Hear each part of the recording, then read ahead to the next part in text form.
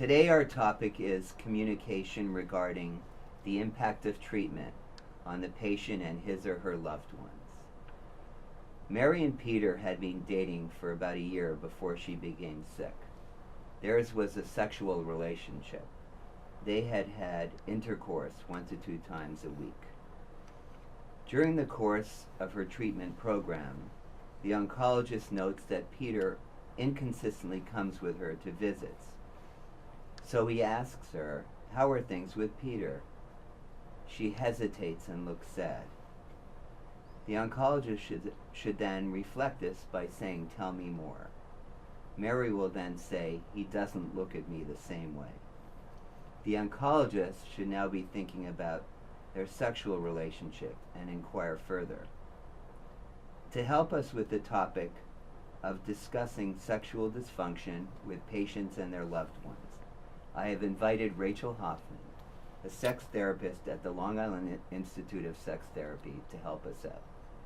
So welcome, Rachel. Sexual dysfunction in people with cancer is highly prevalent. What are the factors that contribute to it? Thank you, Dr. Hoffman, for having me. When assessing Mary, I would use the biopsychosocial approach, which includes 4 different components.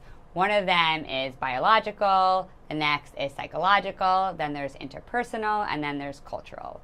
Within biological, there's 3 different domains. So there's the hormonal responses, there's the physical responses, and then there's the sensory responses.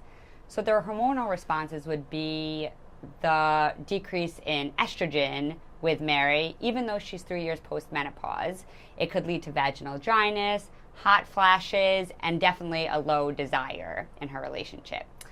The physical responses would be the hair loss and the weight loss, and the sensory responses would be the fatigue and the pain that she might be experiencing.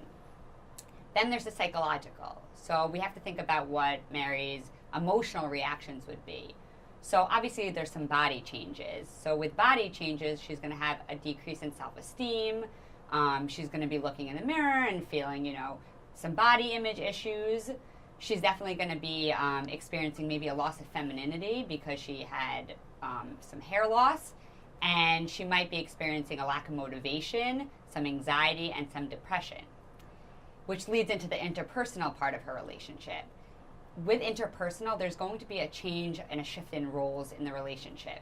So in Mary might have to be, will be seen as the patient, for example, and then there's the caregiver-patient relationship, which is less like a partner relationship. They're going to have to talk about, communicate about those roles and changes.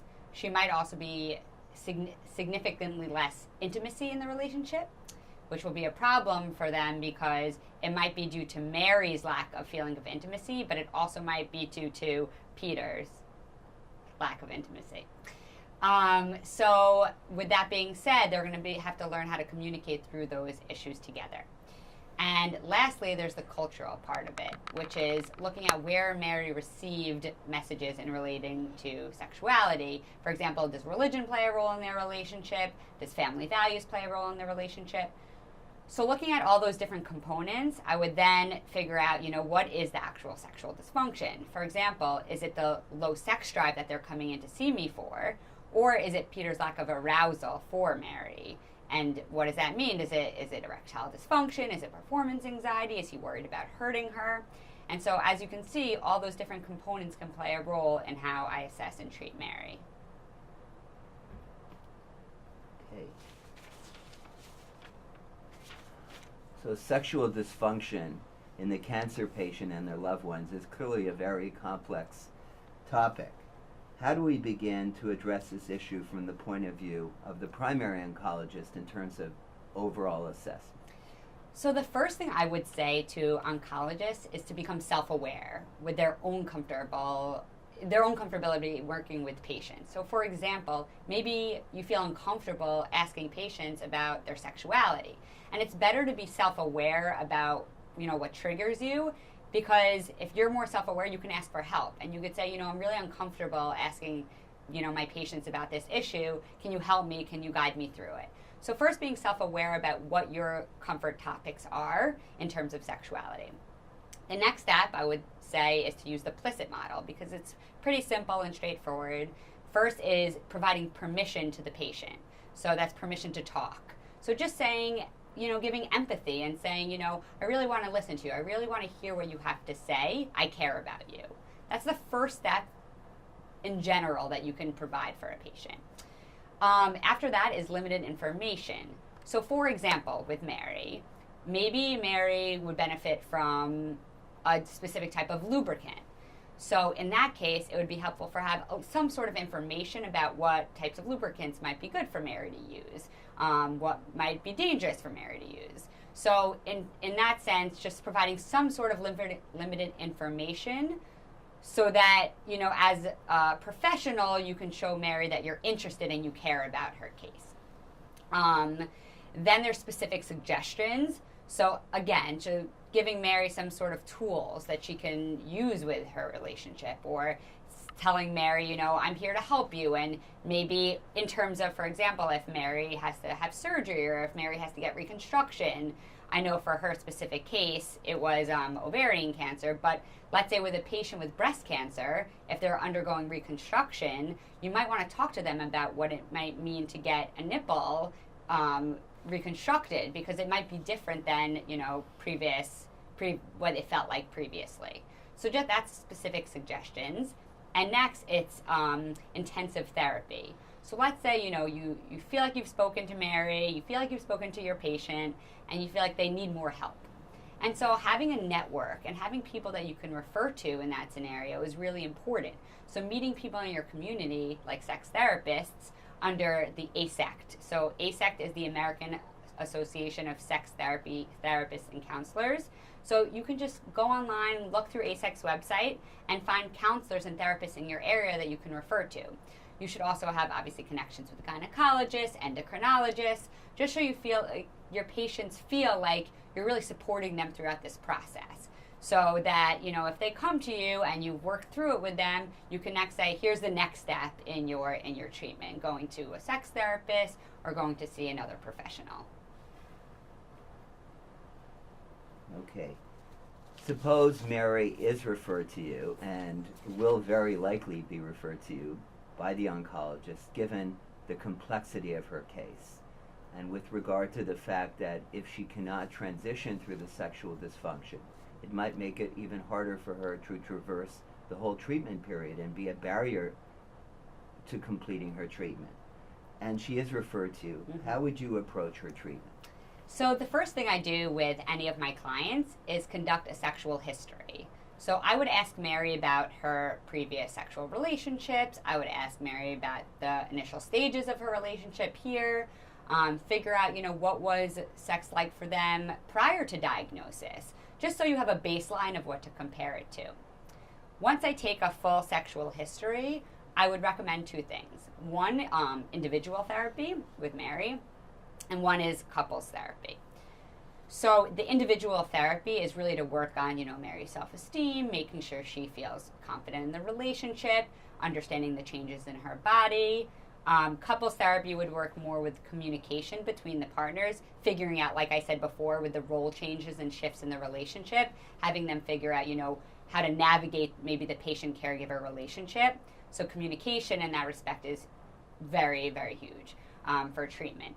But mainly, I work with a sensate approach. Now, sensate approach is exactly what it sounds like. It's very sensory focused. So it's using other parts of yourself that you don't necessarily, correlate with sex necessarily. So, for example, smelling a nice candle, or, light touch, or listening to music. So those are very sensory focused.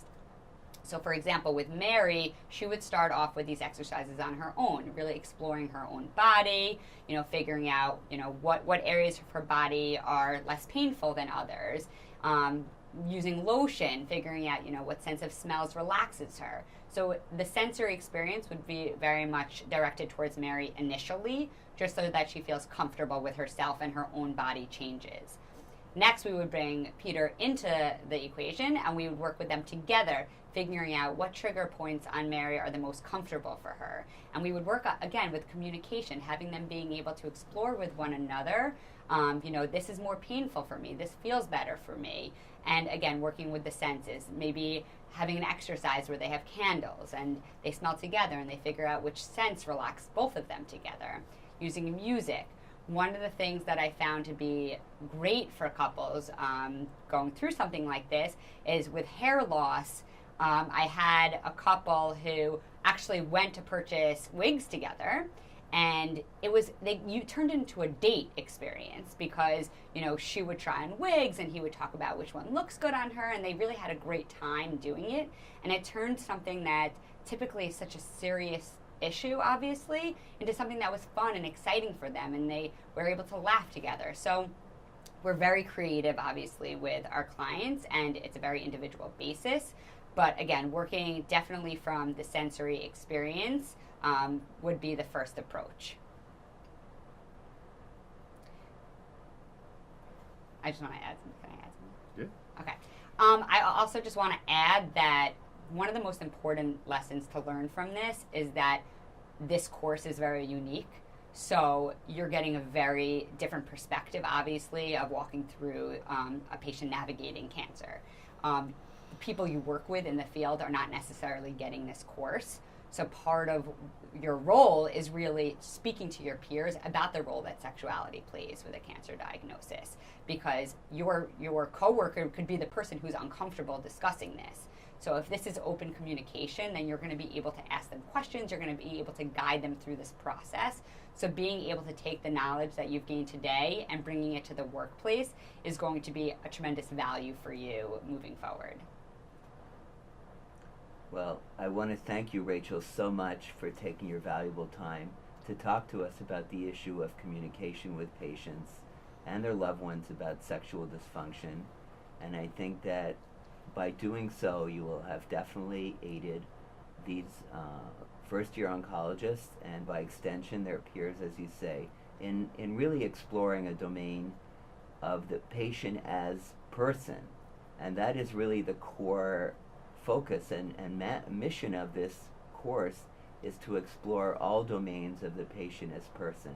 And people are sexual beings, and cancer patients don't lose their sexuality when they develop cancer. So that's exactly right.